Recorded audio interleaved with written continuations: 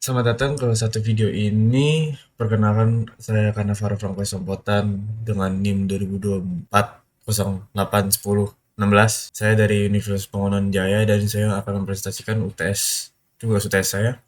Kami dari kelompok Southwave pada video ini kami akan mempresentasikan hasil analisis proses bisnis dan proyek pengembangan perangkat lunak untuk platform e-commerce dan lifestyle bernama Southwave. Kelompok kami terdiri dari 4 anggota, yaitu Mas Agus Rakali Zafran Pratama, Muhammad Rizaki Zaidan, Dani Adi Setiawan, dan saya sendiri. Sebelum Southwave hadir, jual beli fashion khususnya untuk segmen pelajar dan mahasiswa berlangsung sangat manual dan tidak terstruktur. Prasaran mengandalkan Instagram dan WhatsApp sebagai etalase utama mereka, sementara transaksi dilakukan lewat transfer bank ke rekening pribadi tanpa perlindungan apapun bagi buyer. Atas dasar itulah kami melakukan wawancara dengan 4 narasumber nyata dan menemukan setidaknya 10 masalah utama. 3 pelaku utama. Kita ambil dari AI. Iya. Selanjutnya ini 3 pelaku utama. Dari hasil analisis kami mengidentifikasi 3 pelaku utama, yaitu buyer, contohnya Nadia sebagai mahasiswa, sellernya itu contohnya Bu Ratna, dan kurirnya itu Pak Hendro JNE. Nah, buyernya itu perannya sebagai mencari produk, buyer, terima paket, dan komplain. Sellernya itu layani buyer, kelola stok, kirim dan kirim produk. Dan kurir itu terima paket, input resi, antar ke buyer. Ini ada 10 masalah dalam 4 kategori. Yang pertama itu informasi tidak akurat, stok tidak dikelola secara real time sehingga sering tidak sesuai kenyataan. Informasi produk tidak lengkap, foto juga kurang jelas, dan tidak ada estimasi waktu pengiriman yang spesifik.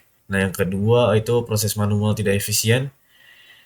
Catatan pesanan di buku atau chat sangat rawan hilang dan salah chat. Konfirmasi pembayaran dilakukan dengan mengecek mutasi rekening satu persatu, dan input resi oleh kurir dilakukan tanpa integrasi sistem. Yang ketiga itu tidak ada perlindungan transaksi, tidak ada mekanisme escrow. Buyer langsung transfer ke rekening pribadi seller tanpa jaminan apapun. Tidak ada juga mekanisme retur atau komplain yang resmi. Nah, yang keempat itu pengalaman pengguna buruk. Seller lambat merespons karena tidak ada jam operasional yang jelas, dan buyer harus memantau status paket secara manual di website kurir yang terpisah. Nah, ini timeline diagram kita. Alur proses bisnis konvensional ini kami memvisualisasikan dalam bentuk streamline diagram yang menampilkan keterlibatan ketiga pelaku, yaitu buyer, seller, dan kurir di setiap langkah beserta titik-titik masalah yang ditemukan di masing-masing tahap. Kami kemudian menyusun hasil analisis yang menjadi dasar pengembangan sistem Southwave. Yang pertama itu identifikasi pelaku proses dan objek. Secara lebih detail, buyer melakukan pencarian produk, komunikasi dengan seller, hingga penerimaan paket dan komplain. Seller mengelola stok, mencatat pesanan, mengkonfirmasi pembayaran, dan mengirim produk. Sementara kurir menerima paket, menginput data resi, dan mengantarkan ke lokasi buyer. Nah, ini ada masalah-masalah yang kami temukan memiliki dampak yang cukup signifikan. Ketidakakuratan stok membuat buyer kecewa dan transaksi batal. Konfirmasi pembayaran yang lambat membuat buyer harus follow up berkali-kali. Dan ketiadaan escrow membuat buyer rentan kehilangan uang tanpa perlindungan apapun. Di sini kita bisa lihat dari keseluruhan masalah tersebut, kami merumuskan bahwa Southwave perlu menyediakan katalog produk real time, sistem pembayaran dengan escrow, konfirmasi dan notifikasi otomatis, tracking pengiriman integrasi, mekanisme retur dan mediasi yang formal, serta dashboard analitik yang mempunyai real time bagi seller. Nah, ini ada tahap elisitasi tahap 1. Kita masuk ke elisitasinya, kami melakukan elisitasi kebutuhan melalui wawancara terstruktur dengan 8 narasumber, 4 dari jajaran manajemen Southwave yaitu CEO, COO, CMO, dan CTO, serta 4 eksternal yang mempresentasikan pengguna nyata.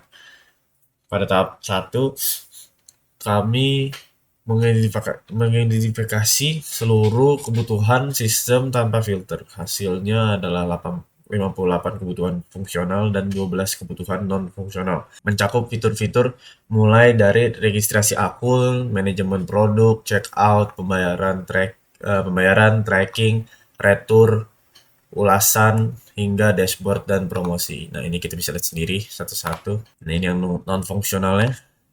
Dan ini elisitasi tahap 2. Pada tahap 2, setiap kebutuhan kami klarifikasi menggunakan metode MDI, Mandatory, Desirable, dan Essential. Kebutuhan yang bersifat wajib dan krusial diberi label mandatory, yang diinginkan tapi tidak wajib diberi label desirable, tidak perlu diberi label itu essential. Nah, hasilnya mayoritas kebutuhan masuk kategori mandatory karena menjawab langsung masalah nyata yang sudah teridentifikasi. Ini yang bagian non-fungsionalnya. Kebanyakan di mandatory. Berikut pada tahap 3, itu kebutuhan yang lolos dari tahap 2 dianalisis lebih lanjut menggunakan metode TOE, Technical, Operational, dan Economic. Tiap kebutuhan dinilai apakah secara teknis bisa dikembangkan secara operasional dan bisa dijalankan secara ekonomik yang layak dilakukan. Kebutuhan yang tidak memenuhi ketiga aspek ini dikeluarkan dari daftar final ini. Ini kita bisa lihat sendiri elisitasi tahap 3-nya. Ini yang bagian non-fungsionalnya. Nah, pada tahap elisitasi final ini, daftar kebutuhan final kami adalah 43 kebutuhan fungsional. Ya, 43 kebutuhan fungsional dan 11 kebutuhan non-fungsional. Inilah yang menjadi acuan utama pengembangan sistem Southwave. Lanjut kita ke user diagram. Berdasarkan hasil elisitasi, sistem Southwave kami modelkan ke dalam use case diagram dengan 3 aktor utama, yaitu buyer, seller, dan admin, yang terhubung ke 7 kelompok use case. Di spesifikasi use case ini, setiap use case kami jabarkan secara detail dalam spesifikasi yang mencakup nama use case, yaitu aktor trigger, precondition, post-condition, sukses skenario, dan alternative flows. Buyer atau seller bisa daftar menggunakan email, nomor telepon, atau akun Google. Ini yang use case yang kedua. Seller bisa mendaftar dengan upload KTP dan foto produk. Nah, setelah itu admin akan mereview semua itu. Dan use case yang ketiga, katalog dan pencarian. Buyer bisa mencari produk dengan kata kunci atau nama yang spesifik dan akan memfilter berdasarkan kategori. Nah, ini sekarang kita lanjut ke transaksi dan pembayaran, itu use case yang keempat. Buyer check out dari keranjang belanja. Sistem akan menghitung ongkir otomatis via API Raja Ongkir atau yang lain. Nah, pembayaran bisa menggunakan VA Bank, GoPay, atau Oppo. Dana juga bisa, QRIS juga bisa, auto QRIS juga bisa. Konfirmasi pembayaran akan dilakukan real time dan ada mekanisme locking stock untuk mencegah raise condition. Lanjut ke use case 5, order dan pengiriman. Seller menerima notifikasi order masuk. Jika tidak diproses dalam 24 jam, sistem pengiriman akan mengingatkan otomatis ke kita. Jika dalam 2 kali 24 jam, ya benar, 2 kali 24 jam tidak ada respons, order otomatis dibatalkan dan dana dikembalikan kepada buyer. Nah, ini bagian retur komplain dan refundnya. Buyer bisa mengajukan komplain dalam 2 kali 24 jam yang tadi saya jelaskan. Setelah paket diterima, dengan wajib melampirkan foto bukti seller bisa menyetujui atau menolak. Jika ditolak, buyer bisa eskalasi ya, namanya eskalasi ke dalam admin CS untuk mediasi. Nah, ini yang ketujuh yaitu dashboard dan promosi, laporan dashboard dan promosi sebenarnya. Nah, admin punya dashboard real time yang menampilkan total transaksi, pengguna baru, dan seller aktif, serta bisa mengekspor laporan ke Excel.